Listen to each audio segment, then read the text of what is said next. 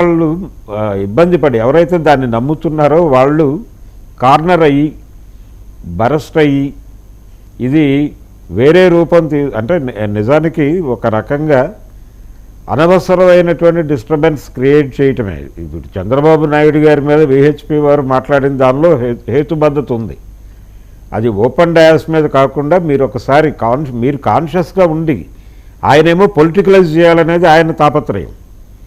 వైసీపీని ఎంతసేపు అది ఎక్కడ దొరికితే అక్కడ కార్నర్ చేసేసి రాజకీయంగా లబ్ధి పొందాలి అనేటువంటి ఒక తాపత్రయం చంద్రబాబు నాయుడు గారిలో బలంగా కనిపిస్తోంది.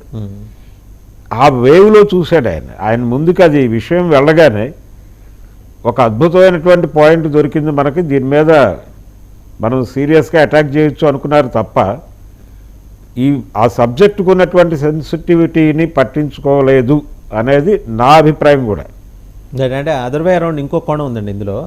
మీరు ఆయన అధికారం చేపట్టిన తొలి రోజే తిరుమల నుంచే మేము ప్రక్షాళన మొదలెడతాం. అవును చెప్పారు. సో అది వేవ్ కాకపోవచ్చు, కాన్షియస్గానే ఆయన అది చేసి ఉండొచ్చు అని.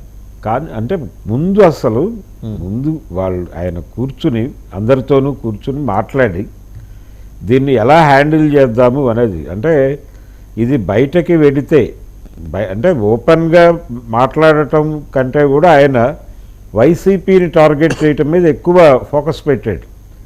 ఆ ఫోకస్ పెట్టడం అనేది మనకు స్పష్టంగా అర్థమవుతుంది. ఇది ఆయన మాట్లాడాలి, శ్యామలరావు గారు మాట్లాడాలి. శ్యామలరావు గారు ఏమన్నారు, ఆయన మొదట మాట్లాడిన మాట, తర్వాత మాట్లాడిన మాట, చంద్రబాబు గారు మాట్లాడిన మాట, ఈ నాలుగిటిని పట్టుకొచ్చి ఏది నిజం అని బయట క్వశ్చన్ చేసేటువంటి పద్ధతిలో వైసీపీ నుంచి ఒక దాడి జరుగుతోంది. శ్యామలరావు గారు మొదటేమో దానిలో వనస్పతి తాలూకా అవశేషాలు ఉన్నాయని మాట్లాడారు. ఆ తర్వాత చంద్రబాబు గారు మాట్లాడిన తర్వాత నెమ్మదిగా ఈయన కూడా టోన్ మార్చి అందులో ఈ అవశేషాలు ఉన్నాయని మాట్లాడుతూ వచ్చారు. ఇదే టైంలో నిజానికి ఏమున్నాయి ఏమి లేవు అనే విషయానికి వెళితే గుజరాత్లో ఉన్నటువంటి ఎన్డీడీబీ, అది నేషనల్, జగన్మోహన్ రెడ్డి గారు ఏం మాట్లాడారు చూద్దామండి ఈ అంశంలో. ఆయన ఓపెన్గా అంటే ఆయన ఫస్ట్ టైం బహుశా ఈ 5 ఏళ్లలో ఫస్ట్ టైం ఏమాత్రం ప్రిపరేషన్ లేకుండా వచ్చి మాట్లాడిన ప్రెస్ మీట్ ఇది. కోర్టుకి వెళ్ళారండి వాళ్ళు, కోర్టులో కేసు ఒకటి ఫైల్ చేశారు. కేసు ఇవన్నీ ఓకే, రికార్డెడ్ ప్రెస్ మీట్ కాకుండా నేరుగా ప్రెస్ మీట్ ఇది. అవును. ఒక మాట జగన్మోహన్ రెడ్డి గారు ఏం మాట్లాడారు చూద్దాం. ప్రైమ్ మినిస్టర్కు లేఖ రాస్తాం, దీని తర్వాత సుప్రీంకోర్టు చీఫ్ జస్టిస్ గారికి కూడా లేఖ రాస్తాం. దీని తర్వాత చంద్రబాబు నాయుడు గారు అనే వ్యక్తి తన రాజకీయ యావ కోసం దురుద్దేశంతో తిరుమల తిరుపతి వెంకటేశ్వర స్వామి ఆలయాన్ని భ్రష్టు పట్టించే విధంగా తాను మలాయిన్ చేసే కార్యక్రమం చేయడం ధర్మమేనా, దీని మీద ఎంక్వైరీ జరగాలి, చంద్రబాబు నాయుడు గారికి అక్షింతలు పడాలి అని చెప్పి కూడా లేఖ రాస్తాం. National accreditation boards for labs నుంచి సర్టిఫై చేసిన సంస్థ నుంచి ప్రోడక్ట్ క్వాలిటీ సర్టిఫికేట్ తీసుకుని రావడమే కాకుండా ఆ తర్వాత ఇక్కడ టీటీడీలో 3 శాంపుల్స్ తీసుకుని 3 రిపోర్ట్స్ మళ్ళీ పాస్ అయితేనే ఇవి వాడకంలోకి తీసుకొని వస్తారు. మరి అలాంటప్పుడు ఈ కార్యక్రమం కూడా ఇదేదో కొత్తగా ఇప్పుడు జరిగేది కాదు.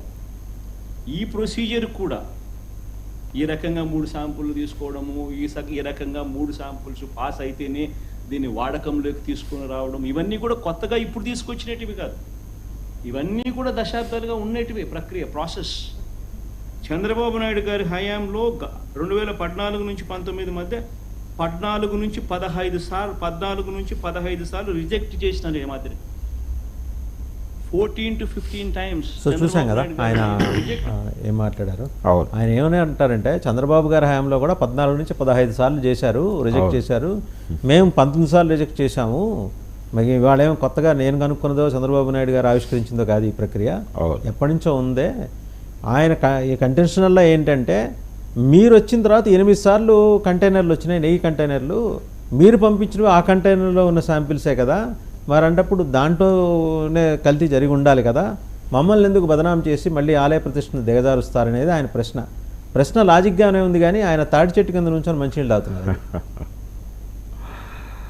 అంటే ఒకటండి, ప్రతి ఒక్కరు ఇప్పుడు జగన్మోహన్ రెడ్డి గారు కూడా యాక్టివ్ అపోజిషన్ అనేటువంటి మోడ్లోకి వెళ్ళిపోయి అయితే ఆయనకు విషయం అర్థమైంది.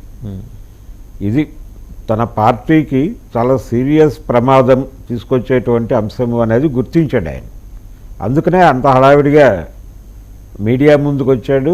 రావటం మాత్రమే కాదు, వాళ్ళు కోర్టులో ఒక కేసు ఒకటి పడేశారు.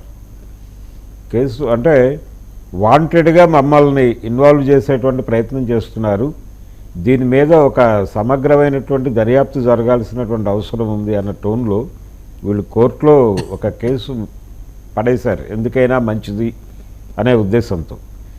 అయితే ఆయన మీడియా ముందుకు వచ్చి మాట్లాడి ఉండాల్సిన విషయం ఏంటంటే, తప్పు జరిగింది అనేది ఎస్టాబ్లిష్ చేయండి, అది మీ హయాంలో జరిగిందా మా హయాంలో జరిగిందా అనేది పక్కన పెట్టేసి జరిగిన తప్పులో విచారణ జరిపి ఎవరి ఇన్వాల్వ్మెంట్ ఉంది అనేది తేలేలాగా ఒక కమిటీని వేసి, ఒక నిజ నిర్ధారణ కమిటీ, ఒక ఫ్యాక్ట్ ఫైండింగ్ కమిటీ వేసి ఆ నేరస్తుల్ని ఎవరైనా ఎవరి హయాంలో జరిగినా ఎవరు ఉన్నప్పటికీ వాళ్ళని శిక్షించే దాని మీద అందరం పనిచేద్దాం.